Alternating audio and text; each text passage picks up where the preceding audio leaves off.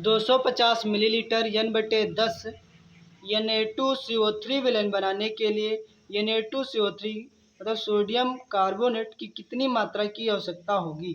तो यहाँ पर ध्यान से देखेंगे, जो Na2CO3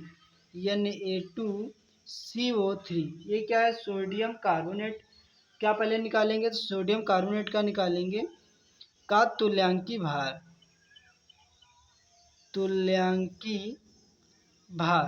तो तुल्यांकी भार बराबर क्या होता है, तुल्यांकी भार बराबर होता है सोडियम कार्बोनेट का अणुभार। क्या लिखेंगे, सोडियम कार्बोनेट मतलब Na2CO3 का निकालेंगे पहले अणुभार। क्या निकालेंगे, अणुभार, और बटे में क्या रहेगा, और बटे में अपॉन में रहेगा 2।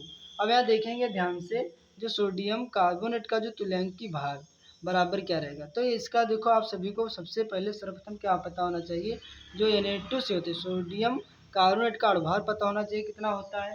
तो इसका जो अणुभार होता है वो 106 होता है। कितना होता है, 106। तो इसका निकाल लोगे, Na2CO3 सोडियम कार्बोनेट का जो अणुभार कितना होता है, तो होता है भैया 106 होता है। इसको आप क्या फार्मूले थ्रू से इसको तोड़ करके निकाल लेना, और अपॉन में कितना है 2, इसको डिवाइड कर देंगे तो 2 1 कम 2 हो जाएगा, 2 पंचे 10 हो जाएगा, और 2 3 6 हो जाएगा। तो ये कितना आ जाएगा, 53 आ जाएगा। क्या आ जाएगा, तुल्यांकी भार। तुल्यांकी भार कितना आ जाएगा, 53 आ जाएगा। तो यहाँ पर लिख देंगे, पुनः लिखेंगे Na2CO3 का तुल्यांकी भार। क्या लिखेंगे, Na2CO3 का तुल्यांकी भार बराबर, भार कितना है, तो 53 है। कितना दे रखा है, 53 दे रखा है। इसी तरीके से क्या निकालेंगे भाई, विलयन का आयतन। यहाँ पास क्या लिखेंगे, Na2CO3 विलयन का आयतन, विलयन का आयतन। आयतन कितना दे रखा है, तो अभी बताएंगे। जो विलयन का आयतन कितना दे रखा है, तो 250 मिलीलीटर दे रखा है। कितना दे रखा है, तो 250 मिलीलीटर। और इसमें लाना किसमें, इसको लाना है लीटर में, तो मिलीलीटर किसमें बदल देंगे, लीटर में। जब बदलेंगे तो 1000 से क्या देंगे भाग, अभी किसमें बदल गए, लीटर में। तो 1 0 से 0 कट जाएगा, 25 से कम 25, और 25 चक्कू 100। तो यहाँ पर पूरा पूरा कट करके 4 से जब 1 को डिवाइड करेंगे तो कितना आ जाएगा, डिवाइड करने पर जब भाई 4 से जब 1 को डिवाइड करेंगे तो यहाँ क्या लगाएंगे, पॉइंट लगाएंगे, 0 उतारेंगे, 4 दूना 8 हो जाएगा, 2 बचेगा, फिर पॉइंट लगा रहे हो 0, 4 पंचे 20, पूरा पूरा सॉल्व हो जाएगा। तो यहाँ आ जाएगा 0.25 लीटर आ जाएगा। ये क्या है, ये विलयन का आयतन आ चुका है। इसी तरीके से क्या निकालेंगे, फिर निकालेंगे विलयन की नॉर्मलता। कौन सा विलयन है, तो आपका हो जाएगा Na2CO3 सोडियम कार्बोनेट। इसका क्या निकालेंगे, इसका निकालेंगे विलयन की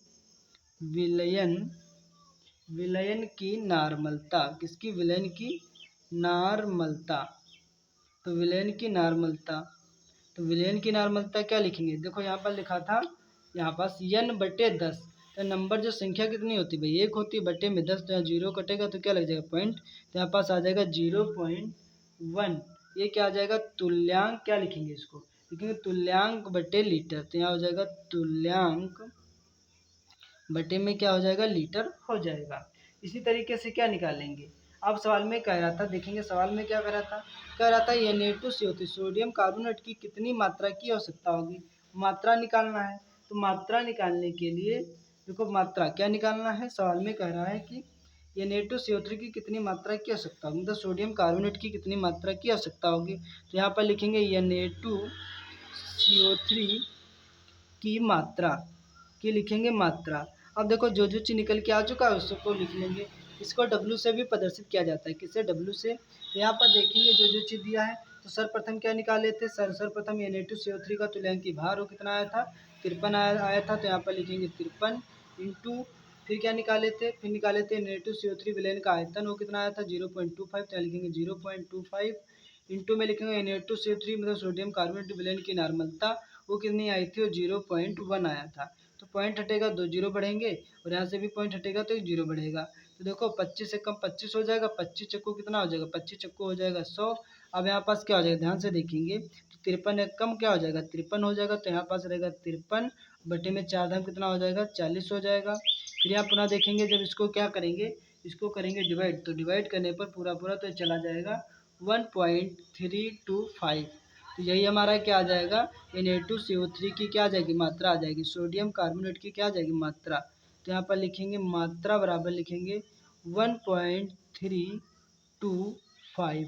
तो यही हमारा क्या हो जाएगा, फाइनली आंसर निकल आएगा। तो ये जो न्यूमेरिकल आपके समझ में आ गया होगा। तो फिर मिलता हूँ नेक्स्ट वीडियो में।